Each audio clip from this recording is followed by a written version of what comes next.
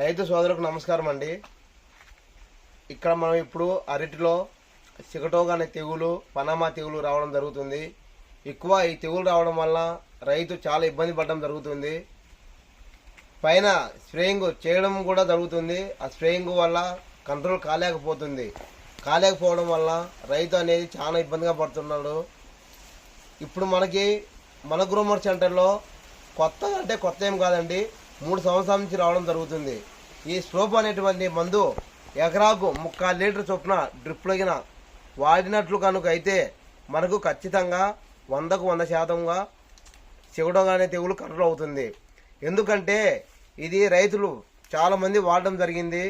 ఆ రైతుల ద్వారానే మనం మళ్ళీ మిగతా రైతులకు చెప్పడం జరిగింది. మీరు కొంతమంది రైతులను సంప్రదించవలసిందిగా కోరుచున్నాము. ఇట్లు రైతులకు విన్నపం.